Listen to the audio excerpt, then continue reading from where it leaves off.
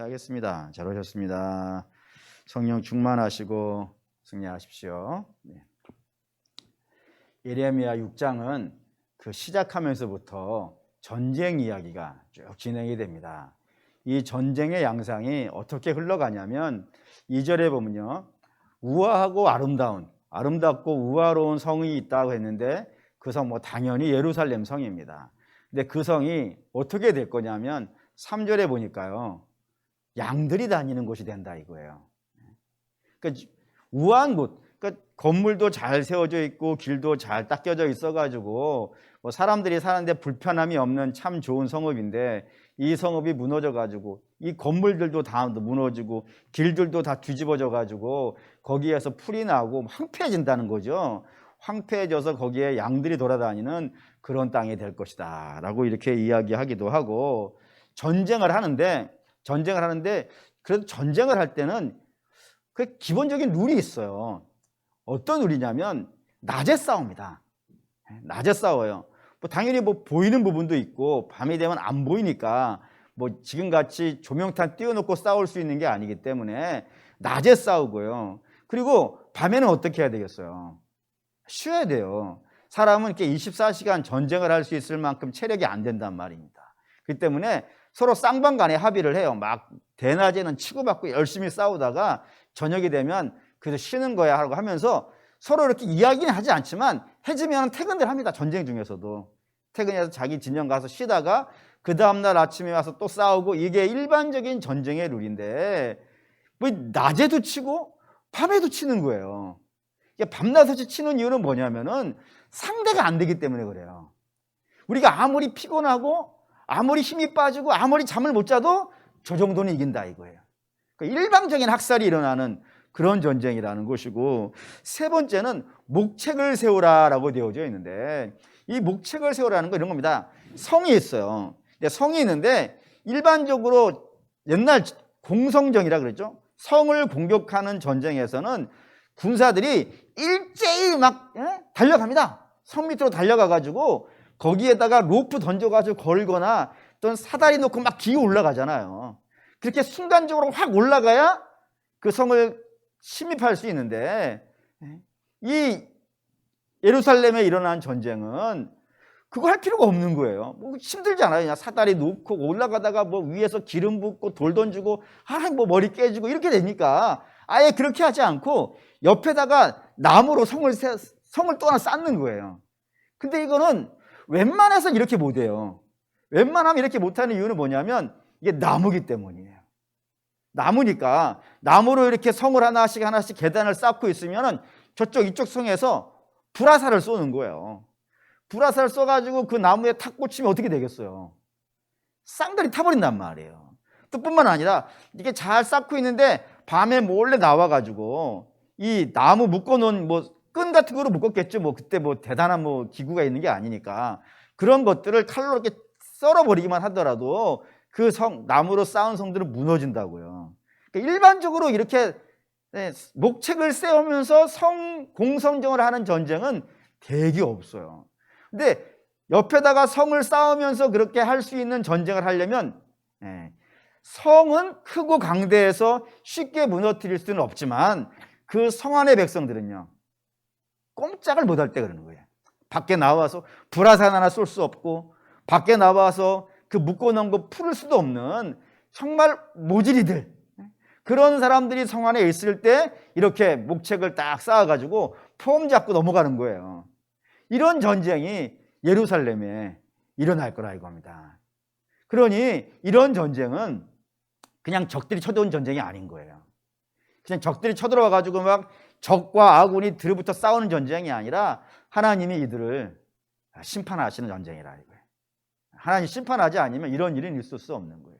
마음을 다 묶어버리고 꼼짝달싹 못하도록 완전히 전의를 상실하고 아무 칼 하나, 창 한 번, 활 한 번 쏠 수 없을 만큼 아주 그냥 마음을 무너뜨려버리는 그런 전쟁이 있을 거라 이겁니다. 그럼 이렇게 얘기해 놓고 나면 이제 우리가 생각이 되어지는 거예요. 아무리 이스라엘인데 그래도 하나님이 자기 백성에게 이렇게 하실 수가 있겠는가 라는 생각이 이제 들어간다 이겁니다. 왜 그럴까요? 왜 하나님이 자기 백성에게 이렇게 하실까요? 한번 좀 봅시다. 이게 6절 7절인데 6절 7절 한번 읽을게요. 만군의 여호와께서 이와 같이 말하노라. 너희는 나무를 베어서 예루살렘을 향하여 목책을 만들라. 나는 벌받을 성이라. 그 중에는 오직 포악한 것뿐이니라. 샘이 그 물을 솟구청같이 그가 그 악을 드러내니 폭력과 탈취와 거기서 들리며 질병과 살상이 내 앞에서 계속되느니라. 뭐 때문이냐면 여기에 6절 끝에 포악이라는 단어가 보이고요. 그리고 7절 끝에 첫 번째 줄 끝에 가면 악이라는 게 보이고 두 번째 줄은 폭력과 탈취가 이렇게 있다 이거예요. 이런 일들이 있는 거예요. 지금 예루살렘 안에. 근데 이제 제가 주목한 것은 이 포악 앞에 있는 오직이라는 단어예요. 그러니까 그 중에는 오직 포악한 것뿐이니라. 이게 오직이라는 말이 여기에 들어가니까 잘 말이 안 맞는 것 같은 거예요. 그래가지고 이제 이 단어를 좀 수소문을 했죠. 뭐 책을 갖고 이제 수소문을 하니까 오직이라는 단어보다는 더 좋은 단어가 있더라는 거예요. 그게 뭐냐면 모든 일이에요. 그러니까 예루살렘에 사는 사람들이 포악을 저지르는데 모든 일에서 그가 그 성에서 살고 있는 뭐 앉으나 서나 먹고 자나 일하나 모든 삶의 형편에서 다 뭐 말하고 있다고요? 포악한 짓만 하고 있다 이거예요. 근데 이게 문제가 더 되는 거는 7절이에요. 샘이 그 물을 솟구쳐 냄같이 그가 그 악을 드러내니라고 했는데 뭔 말이냐면 악을 행하는데 악을 그냥 한꺼번에 싹 행하고 그리고 이제 돌아서 버린다면은 그나마 나은 거예요. 막 전체가 다 모여가지고 저와 여러분이 한꺼번에 몽땅 한번 오늘 밤만 내가 망가지자, 오늘 밤만 내가 나쁜 짓 해가지고 오늘 밤 몽땅 나쁜 짓 하고 내일은 좀 괜찮아지면요 그나마 나은데 이스라엘은 어떻다고요? 샘에서 물이 솟구쳐 오르는 것처럼 쉼없이 끊임없이 모든 일에 악만 행하고 있더라라는 겁니다. 그게 예루살렘에 살고 있는 사람들의 모습이라는 거예요. 그래서 우리가 아마 그 성에 우리가 지금 살고 있다면 아마 그렇게 얘기했을 거예요. 하나님이 정말 살아계시다면 이 꼴을 어떻게 보시는가? 하나님 이걸 그냥 내버려 두시면 되겠는가? 정말 공의의 하나님이 맞기는 맞는가? 라는 의심이 들어갈 만큼 이 예루살렘의 백성들이 모든 일에 끊임없이 악을 행하고 있는 거예요. 그런데 그런 와중에서도 하나님이 하시는 게 있습니다. 8절 읽겠습니다. 예루살렘아 너는 훈계를 받으라. 그리하지 아니하면 내 마음이 너를 싫어하고 너를 황폐하게 하여 주민이 없는 땅으로 만들리라. 예루살렘아 너 그러지 마라. 너 그러지 말라. 내 말을 좀 들어주라. 내 말 듣고 돌이켜야 돼. 너희가 가는 길은 지금 잘못된 길이야. 이 길로 계속 가면 망하게 돼. 그러니까 내 말을 듣고 그 망하는 길로 가지 말라라고 하면서 하나님께서 막 매달리는 일이 있단 말이에요. 이렇게 하면 하나님이 이 정도 매달리면 이스라엘이 어떻게 반응하는 게 낫겠어요? 그렇게 되죠. 근데 이스라엘이 반응한 게 10절입니다. 10절에 두 가지로 반응을 하는데 읽어보겠습니다. 내가 누구에게 말하며 누구에게 경책하여 듣게 할꼬 보라. 그 귀가 할례를 받지 못하였으므로 듣지 못하는도다. 보라 여호와의 말씀을 그들이 자기들에게 욕으로 여기고 이를 즐겨하지 아니하니. 두 가지로 반응했다는 겁니다. 하나는 뭐냐면 귀가 할례 받지 않았다는 거예요. 귀가 할례 받지 않았다는 것을 좀 우리식으로 이해한다면 뭐라 그러냐면은 들으려고 하지 않는다 이거예요. 귀가 꽉 막혀가지고 할례는 게 잘라내는 거잖아요. 잘라내야 되는 건데 잘라내지 않고 그냥 꽉 막아놨다 이거예요. 막아놨으니까 아무리 옆에 가서 이야기를 해도요 들으려고 하지 않는 거예요. 그래서 이걸 우리식으로 번역을 한다면 속이의 경읽기다. 내가 너희에게 이야기하는 것이 속이의 경읽기에 지나지 않는다. 무시한다는 것이고, 근데 무시하는 건 어쩌면 좀 나을 수도 있을 것 같아요. 두 번째 반응은 뭐였냐면 하나님이 말씀하시는데 그 말씀하시는 걸 뭘로 듣더라고요? 욕으로 듣더라. 심각하죠. 이스라엘이 하나님이 말씀하시는데 어떻게 그 말씀을 욕으로 들을 수 있을까? 라는 생각이 들어가는 거예요. 그러면 이렇게 하나님 말씀에 대해서 속이의 경읽기로 반응하는 사람들, 그리고 하나님 말씀에 대해서 그걸 욕으로 반응하는 사람들이 예루살렘에 몇 명이나 있었을까요? 몇 명이나? 일부 몰지각한 그런 사람들만 그랬을까요? 아니라 이거예요. 그게 11절 읽겠습니다. 그러므로 여호와의 분노가 내게 가득하여 참기 어렵도다. 그것을 거리에 있는 아이들과 모인 청년들에게 부으리니 남편과 아내와 나이든 사람과 늙은이가 다 잡히리로다. 아이도 그러고 젊은이도 그러고 남자도 그러고 여자도 그러고 청년도 그러고 장년도 그러고 노년도 그렇다 이거예요. 그럼 이게 얼마만큼 하는 거예요? 예루살렘에 살고 있는 모든 자들이야 이게. 근데 13절 가면 또 이렇게 되어 있어요. 13절 읽겠습니다. 이는 그들이 가장 작은 자로부터 큰 자까지 다 탐욕을 부리며 선지자부터 제사장까지 다 거짓을 행함이라. 예. 작은 자에서부터 큰 자까지, 그 일반 대중에서부터 제사장들까지, 선지자에 이르기까지 모든 사람들이 나이와 관계없이, 성별에 관계없이, 그 직분에 관계없이 모든 자들이 다 저렇게 이 성에서 악을 행하고 있다라고 하나님이 이렇게 막 애가 타시는 거예요. 그래서 이 모든 백성들이 다 그렇게 하니까 하나님께서 이 백성들을 심판하는 것이, 벌을 하는 것이 마땅할 것 같은데 하나님이 벌을 하시지 아니하시고 여기에 6장에 보니까 막 사정을 해요. 사정을 볼까요? 16절 읽겠습니다.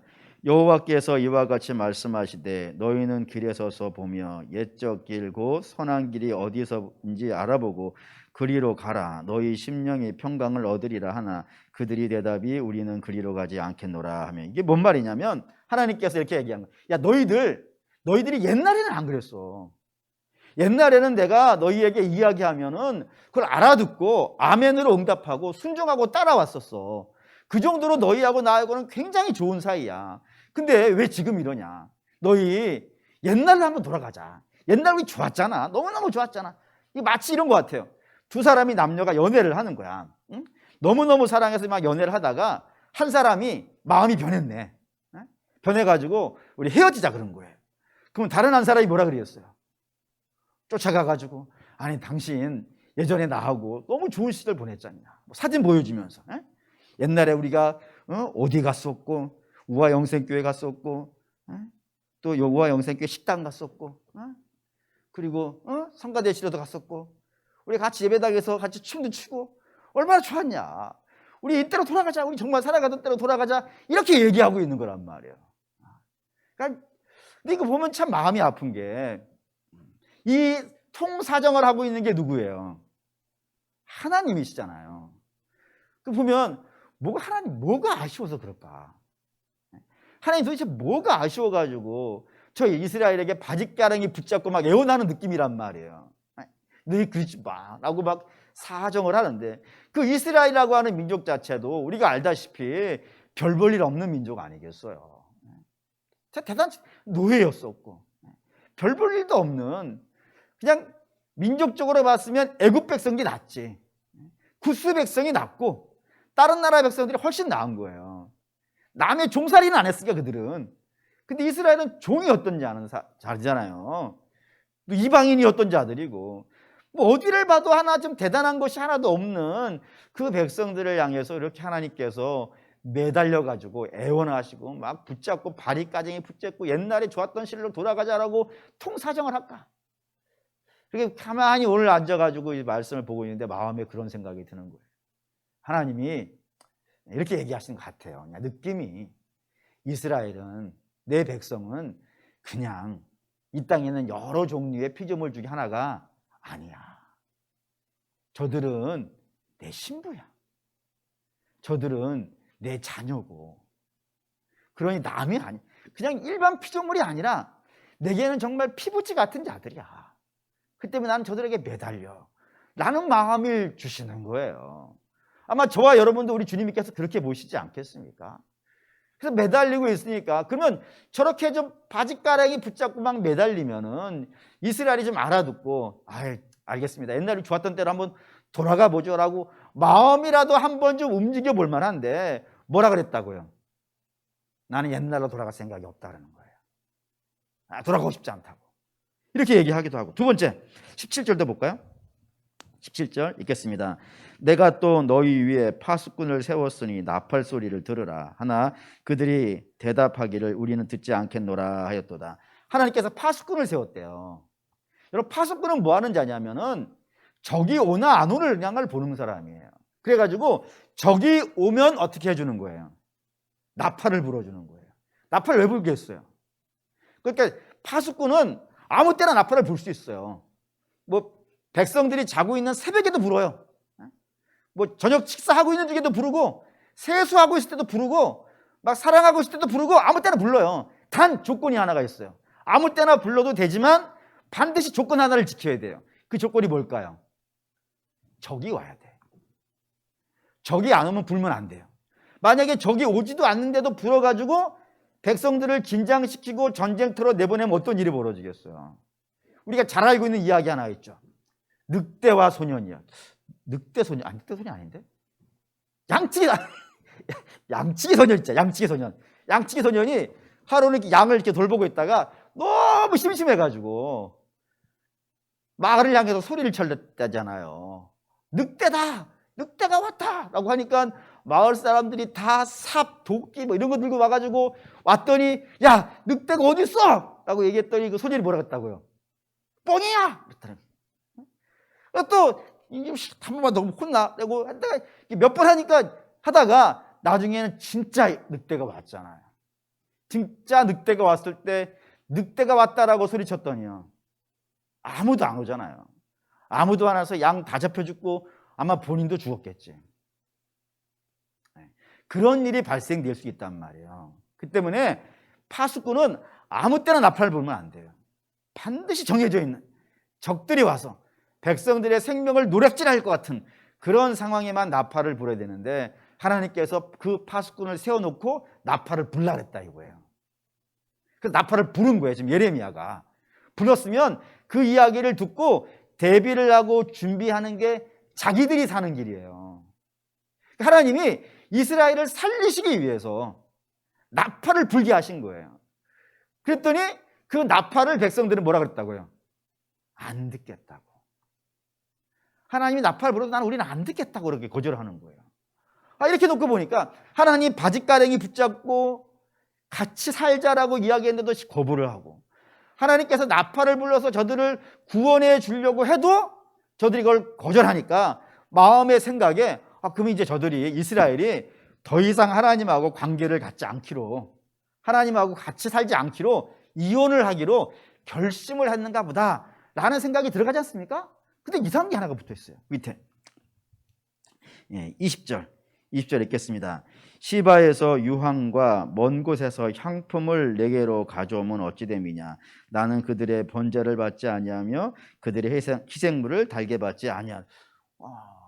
여기 시바가 어디냐면은 솔로몬 왕이 있었을 때에 여왕 하나가 오잖아요. 그 여왕이 시바의 여왕이라는 거 잘 아실 거예요. 근데 그 시바가 뭐 이스라엘 남쪽이라 그러는데 정확하게 잘 모르겠어요. 남쪽인데 그 시바에서 나는 중요한 특산품이 두 가지가 있어요. 두 가지가 뭐냐면 금과 향이에요. 그러니까 사치품이 나는 데야. 그러니까 그 나라가 아마 굉장히 부자였던 것 같아요. 굉장히 그러니까 금과 향품을 팔아가지고 그것도 최고급이었대요. 금도 최고급. 시바에서 나오는 금이라 그러면 1등급 금. 그리고 시바에서 나오는 향이라 그러면 1등급 향. 그러니 값이 뭐 얼마어마하지 아니하겠어요. 그 비싼 외국에서 수입한 향과 재물을 하나님께 드리고 있는 거야. 희한하죠? 말은 안 듣겠대. 근데 제사는 드리겠대. 뭔가 좀 말이 안 맞는 것 같잖아요. 왜 저들이 하나님과 관계를 별로 안 가지려고 하는데 저렇게 비싼 거 갖다 드리고 있는가? 그걸 생각해 보니까 뭐 답은 뭐 뻔한 거예요. 이게 뭐냐면 하나님은 하나님이 이 땅에 있는 신이 없지만 이 땅에 있는 모든 신들과 다른 결정적인 것이 하나가 있습니다. 그게 뭐냐면 하나님은 말씀하시려고 해요. 자꾸 말씀하시려고 해요. 왜 자꾸 말씀하시려고 할까요? 하나님의 가장 중요한 목표는 주께서 이렇게 말씀하셨어요. 이사야에 보면 이 백성은 나를 위해 지었나니 나의 찬송을 부르게 하려 합니다. 다시 말하면 이 백성이 하나님의 영광을 나타내야 돼요. 당신의 백성은 하나님의 영광을 나타나게 하려면 하나님 저들에게 뭐를 줘야겠어요? 하나님이 어떤 뜻을 가지고 있는지, 하나님의 마음이 무엇인지 그걸 정확하게 전달해 줘야겠죠. 정확하게 전달받아가지고 그것대로 살았을 때 하나님이 영광을 받으시는 거예요. 그리고 하나님의 영광을 받으시는 그 자리가 백성들에게는요, 가장 복되고 가장 영광스럽고 가장 아름다운 자리가 돼요. 그러니까 하나님이 그 줄 부르는 거예요. 마치 부모님 같아요. 부모가 언제 제일 영광을 받아요? 자녀가 멋있게 됐을 때잖아요. 그게 부모의 영광이야. 그래서 그거를 시키기 위해서 부모님이 제일 많이 하는 게 뭐예요? 잔소리. 그렇잖아요. 잔소리 왜 하는 거예요 지금? 입 아프게. 잔소리 해가지고 말 잘 듣는지는 않지만 그럼에도 불구하고 사명감을 갖고 내가 밥을 먹고 기운이 빠지면 내가 밥을 먹고 나서 잔소리를 해야지, 이런 사명감을 갖잖아요. 그 이유가 뭐냐면 내가 잔소리를 하는 것이 우리 아이의 귀에 한 번이라도 들어가서 제대로 된 인생을 사는 거예요. 그러면 그 아이는 당연히 복이 있겠죠. 그리고 그 아이가 복 있는 자리가 부모에게는요 영광이잖아요. 그러기 위해서 우리도 잔소리 하는데 하나님도 그렇다 이거예요. 하나님도 우리가 자꾸 하나님의 말씀을 잔소리라고 해서 참 죄송합니다, 이해를 돕기 위해서 그런 거니까 하나님이 잔소리 하신다 이거예요. 계속 틈만 나면 말씀하시고, 그렇게 하는 게 내가 그 말씀대로 살아야 복을 받고 그 복을 받는 것이 하나님께 영광이 된다 이거예요. 그렇게 해서 자꾸 말을 하시는데 이 백성은 그거 하지 말고 왜? 열방의 신들도 말 안 하잖아요. 입이 있어야 말을 할 것 아니겠어요. 말하지 않고 그들은 뭐만 주는 거예요? 복만 주는 거예요. 거기다 왜 밥상을 차려놓겠어요? 왜 우상 앞에 이렇게 밥상을 차려놓고 그 앞에 뭐 돼지머리 놓고 그 콧구멍 귓구멍에다 10,000원짜리를 꽂냔 말이에요. 그 말 안 한단 말이에요. 걔네들은 말 안 하고 말하지 말고 내게 뭐 하라고 하지 말고 당신은 나한테 뭐만 하라고요? 복만 주라고. 지금 이스라엘 마음이에요 이게. 하나님 귀찮아요. 말씀하시면 그 말씀대로 살아. 만만치 않죠. 부모님 잔소리한 것을 아이가 따라 사는 것이 만만치 않아요. 힘들어요. 본성하고 안 맞으니까. 애들이 자꾸 잘나고만 해. 그거를 입을 뒤집어 깨워가지고 바가지로 집어 던져가지고 막 머리를 깨야 해. 아 이거 막 우리 집에서 일어나는 얘기 하려니까 막 속이 터지네. 그렇단 말이에요. 그렇게 해서라도 그걸 깨워서 앉혀야 된단 말이지. 근데 그 아이는 얼마나 귀찮겠어요 그게. 우리 똑같잖아요. 하나님 말씀하시는 거 우리의 본성하고 안 맞기 때문에 힘들어요. 그래서 안 하려고 해. 이스라엘도 안 하려고 그랬던 거예요. 근데 복은 탐나. 그래서 제사상 차려놓고 하나님 제가 말은 잘 안 듣지만 그래도 제가 밥상은 잘 차렸잖아요. 이거 드시고 좀 화 좀 푸세요. 만약에 여러분의 자녀가 여러분에게 그렇게 한다면 기쁘시겠어요? 제가 맛있는 건 사드릴 테니까요 저한테 뭐 귀찮게 좀 하지 마세요. 이렇게 얘기하면은 기쁘겠습니까? 근데 지금 이스라엘이 딱 그러고 있는 거예요. 너무 충격스럽죠. 원래 처음부터 이스라엘과 하나님 관계는 이런 관계가 아니에요. 원래 처음부터 하나님은 말씀하시는 곳이고 이스라엘은 듣는 거예요. 그걸 잘 설명해 놓은 사람이 누구냐면 엘리 제사장이에요. 우리가 볼 때는 엘리가 참 한심스러워요. 사무엘에 등장한 엘리. 근데 그 엘리에게서 딱 하나 정말 배워야 되는 건 하나가 있어요. 그게 뭐냐면 사무엘이 자꾸 누가 날 부르는데 그래서 불러가지고 어딜 뛰어가냐면 엘리에게 뛰어가요. 그래서 엘리가 자꾸 자기가 나는 부르지도 않았는데 자꾸 뛰어오는 게 이상해가지고 이게 하나님이 부르시는가 보다 해가지고 어린 사무엘에게 가르쳐줘요. 뭐라 그러냐면 앞으로 다시 그분이 너를 부르시거든 넌 뭐라 하라고요? 주님 말씀하십시오. 제가 듣겠습니다. 요거를 가르쳐줬다는 것만으로도 엘리는 훌륭한 거예요. 그렇습니다. 그게 하나님과 이스라엘의 관계예요. 하나님 말씀하십시오. 저는 그 말씀 듣겠습니다. 이렇게 하는 게 물론 그 말씀 따라 사는 것이 쉽지는 않죠. 하지만 그렇게 사는 게 자기에게 복이 된다는 걸 믿기 때문에 아멘하고 나오는 그런 일이 있어야 되는데, 이렇게 안 하고 하나님 그냥 제가 차려주는 밥만 드시고 말씀은 마시고 복만 주십시오, 이런 관계가 됐다는 거. 어쩌다가 이렇게 됐을까요? 어쩌다가. 13절 14절 13절 14절 읽겠습니다. 이는 그들이 가장 작은 자로부터 큰 자까지 다 탐욕을 부리며 선지자로부터 제사장까지 다 거짓을 행함이라. 그들이 내 백성의 상처를 가볍게 여기면서 말하기를 평강하다 평강하다 하나 평강이 없도다. 어떻게 이렇게 됐냐면 선지자들과 제사장들이 거짓말했다 이거예요. 어떤 거짓말 했냐면 이런 겁니다. 지금 하나님, 이스라엘이 죄를 졌어요. 그래서 하나님이 징계를 하신 거예요. 근데 우리도 알다시피 처음에 아이가 잘못하면은 말로 하죠. 너 그러면 안 돼, 말로 하지만 그 죄가 점점점 깊어지면 이제 때리지 않습니까? 하나님도 마찬가지였던 거예요. 처음에 말로 하시다가 안 되니까 좀 이렇게 때리셨어요. 때려져가지고 상처가 난 거예요. 상처가 난 거예요. 그래서 상처가 나니까 당연히 아프지만 그 상처가 중한 건 아니란 말이에요. 죽을 만큼의 힘들고 어려운 상처는 아니었다 이겁니다. 그럴 때 제사장들과 예언자들이 나타나서 말하기를 이 상처는 하나님이 너희를 책망한 것이다.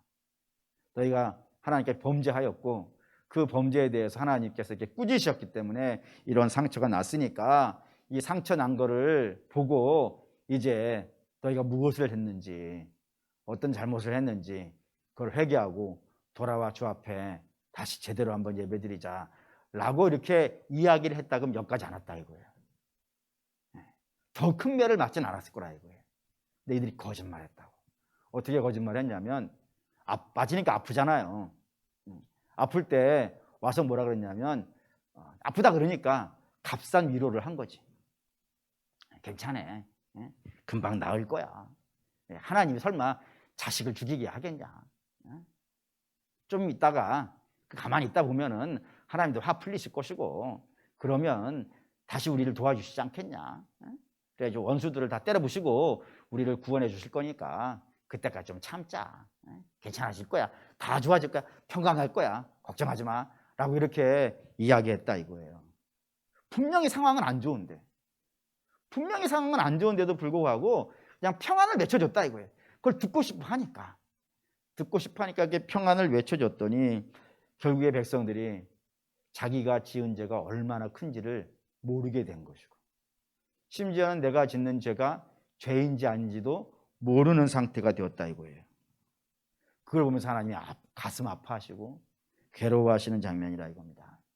이게 죄에 가진 굉장히 중대한 특징입니다. 죄는 영혼의 마취약 같아요. 영혼의 마취약 같아가지고 마취를 하면은 감각이 없어지잖아요. 그것처럼 죄에 빠지잖아요. 그러면 그 죄가 죄로 느껴지지 않는가 봐요. 그래서 그런 말들을 종종 해요. 이 정도는 뭐 아무것도 아니지. 저 사람보다 나는 괜찮지 뭐. 왜 나만 갖고 그래? 남들도 다 그러는데 내 정도는, 나 정도 지은 거는 뭐 죄라고 볼 수도 없지 라고 하면서 죄에 대해서 무감각해져 간다 이거예요. 근데 여러분, 죄에 대해서 무감각해져 가면은 점점점 큰 죄를 져도 안 아파요. 그래서 우리 속담도 그런 거 있잖아요. 바늘도둑이 소도둑 된다고. 어떻게 소도둑이 될까요? 바늘 훔쳤을 때 그게 아팠다면은 그걸 못하지 다음에는. 근데 바늘 훔쳤는데 아프지가 않고 기쁜 거예요. 괜찮다 그런 거예요. 괜찮은 거예요. 다음에는 바늘이 아니라 바늘 꽂혀 있는 그게 뭐지? 반지꼬리. 반지꼬리 갖고 오는 거예요. 그거 가지고 혼나야 되는데 그거 괜찮다 그러니까 그거 갖고 뭐 이거 좋네. 신제품인가 봐 했다가 나중에 재봉틀 들고 온 거지 이제. 재봉틀 들고 오니까 좋아요 안 좋아요? 좋다 해야 되나? 좋다고 해야 되나? 다음에는 스타일러스가 그거 갖고 오는 거지 뭐. 그 다음에는 그거 있는 집도 갖고 오는 거지 뭐. 이게 됐다 이거예요. 그런 모습이 하나님 너무 가슴 아픈 거지. 그래서 하나님께서 책망하더라 이겁니다. 그래서 결국 하나님이 결정을 하셨어요. 이스라엘은 적당하게 패서는 안 되겠다. 적당하게 시련을 주고 적당하게 아프게 해가지고는 얘네들은 희망이 없다.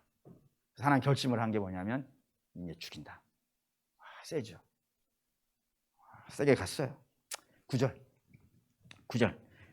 읽겠습니다. 만군의 여호와께서 이와 같이 말씀하시되 포도를 따듯이 그들이 이스라엘의 남은 자를 말갛게 주리라. 내가 포도원 주인이 가서 포도를 따는 거예요. 포도를 딸 때 어떻게 따겠어요? 싹 다 따잖아요. 남김없이 싹 따버리는 거예요. 그것처럼 내가 하겠다. 말갛게 없애버리겠다. 완전히 다 죽여버릴 거야. 하나님 결심이 하나님 보통 결심이 아니에요. 아주 그냥 얘네들은 뭐 대충 해가지고 될 문제가 아니고 반 죽이는 것도 아니에요. 그냥 완전히 내가 죽여버릴 거야 라고 하나님이 말씀하시는 거예요.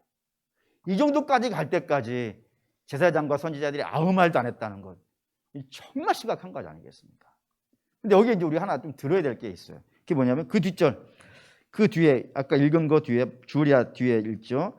너는 포도 따는 자처럼 내 손을 광주리에 자주자주 놀리라 하시니, 여기에서 너는 그들이 아니에요. 그들은 바벨론이고 너는 예레미야예요. 그러니까 예레미야에게 말씀하시는 거예요. 너 저 적들이 와가지고 이 포도원의 포도를 싹 다 갈 거야. 다 따가지고 말갛게 하나도 없이 따갈 거야. 그런데도 불구하고 뭐 하라고요? 거기 한번 다시 가봐. 다시 가봐서 거기서 남은 게 있을지 몰라. 하나님이 남겨놓으신 게 있을지 몰라. 그러니까 그거 가가지고 있는지 없는지 한번 가서 자꾸 들여다봐. 자꾸 한번 가지 마. 손을 자주 놀리라고. 자꾸 가서 혹시 남은 게 있는지, 혹시 예루살렘에 그래도 하나님을 경외하는 사람이 있는지 또 가서 보고, 또 가서 보고, 하나님이 궁일이 여길 만한 자가 있는지 또 가서 보고, 또 가서 보고, 손을 자주 돌리면서 그들 중에 구원 받을 사람이 있는지 자꾸 찾아가 봐. 자꾸 가봐.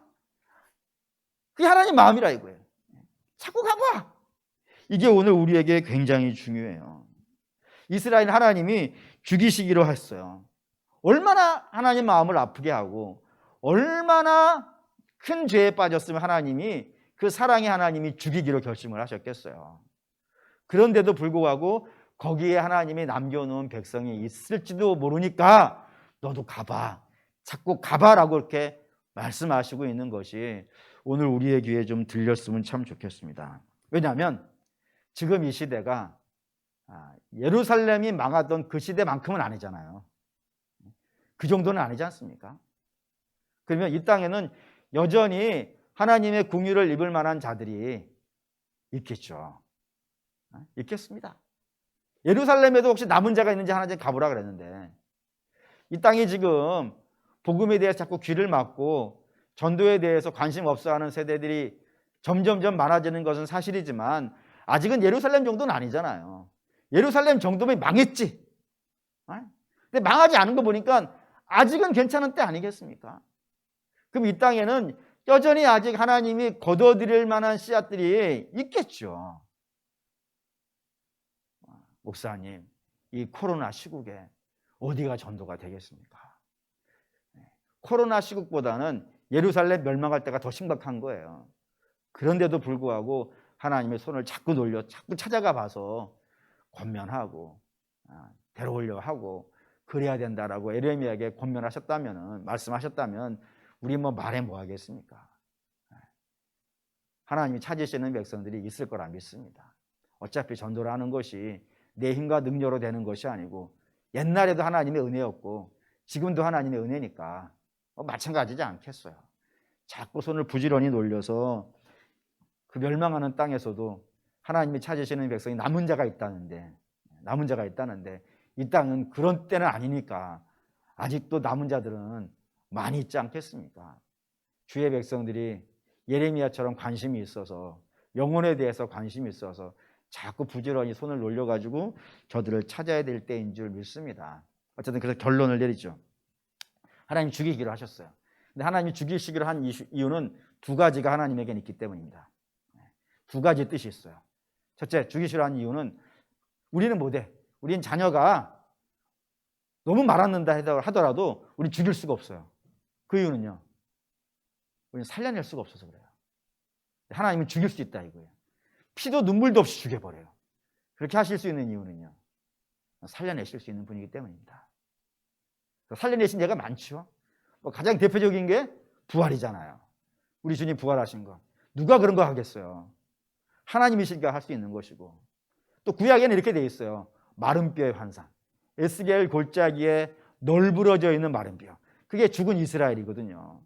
그 죽은 이스라엘, 생명의 기운이라는 건 하나도 없을 정도로 완전히 뼈조차 말라 있는 정도의 죽음이라면은 거기에 무슨 희망이 있겠어요. 근데 하나님은 그 죽인 다음에 그를 다시 뼈와 뼈를 붙이고 그 위에 살을 입히셔가지고 뭘로 만들어내세요? 군대로. 죄악된 백성을 군대로 만들어내실 수 있는 힘이 우리 주님께 있기 때문에 우리 주님 죽일 수 있어요. 그러니까 내가 죽이고 살린다? 그건 굉장히 교만한 거예요. 우리 주님만이 그렇게 하실 수 있기 때문에 이스라엘 죽이는 겁니다. 두 번째, 하나님 이스라엘 멸망시키는 두 번째 이유는 이 이후에 나오는 모든 세대들에게 교훈을 주고 싶으신 겁니다. 그 교훈은 뭐냐면 하나님이 제일 기뻐하는 건 뭐라고요? 하나님 말씀 듣는 거예요. 하나님은 재물을 원하시는 분이 아닙니다. 하나님은 다른 거를 원하시는 게 아닙니다. 그렇죠? 주께서 이런 말씀도 하셨어요. 야, 내가 이 천지에 있는 모든 짐승이 다 내 거야. 네가 양 하나 안 갖다 줘도 나는 전혀 그것 때문에 굶주리지 않아. 이 온 세상에 있는 양이 다 내 건데 그거 하나 있다고 없다고 내가 가슴 아파하겠냐. 내가 진짜로 원하는 거는 양 한 마리 갖고 오는 것이 아니고 내 말 들어주는 거야. 그게 제일 기쁜 거야 라고 하셨던 것처럼 오늘도 마찬가지라 이겁니다. 성도가 하나님을 가장 기쁘게 드리는 것, 그거는 하나님 말씀을 듣는 겁니다. 듣는 거는 두 가지 의미가 있죠.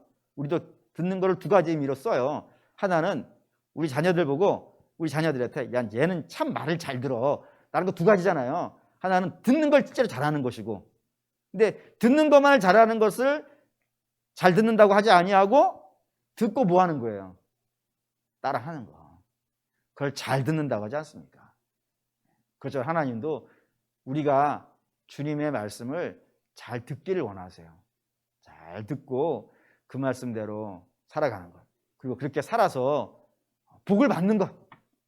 복을 받아가지고 잘 되는 것. 그게 하나님께 영광이 됩니다. 그렇기 때문에 우리 하나님이 우리에게 명하시는 건, 물론 그 말씀이 이 땅에 살아가는데 만만치는 않습니다. 힘들지 뭐예요. 이 세상은 어그러지고 거스르는 세대인데, 삐뚤어진 세상에서 모두가 다 이렇게 살고 있는 세상에서 이렇게 살고 있는 사람들이 이상한 사람이잖아요. 저 사람 삐뚤어진 사람이야 라고 놀림받지 않겠습니까? 그럼에도 불구하고 그게 맞으니까, 맞는 길이니까 성도는 그 길을 갑니다. 분명히 그 길을 갈 때 우리 하나님께서 시온의 대로를 열어주실 것이고 구름기둥과 불기둥으로 인도해 주실 것이며, 그리고 만나 메추라기 먹게 하시겠죠? 그걸 결국에는 가나안에 도착하게 하실 겁니다. 그렇게 하시려고 내 백성은 내 음성을 듣고 내 양은 내가 부르는 이름을 안다 라고 하셨던 주의 음성을 여러분 잘 기억하셔서 누가 여러분에게 제일 소원이 뭡니까? 라고 쭉 이렇게 얘기하면은 이렇게 우리 했으면 좋겠어요. 내가 제일 바라고 원하는 것은 귀가 할례 받아서 막히지 않고 주의 말씀이 내게 샥 들어와가지고 그 마음에 딱 새겨주고 그 말씀대로 오늘을 살아갈 수 있는 힘이 있었으면 좋겠습니다 라고 한다면 복이 있지 않겠습니까? 그런 마음으로 결단성 부리시죠.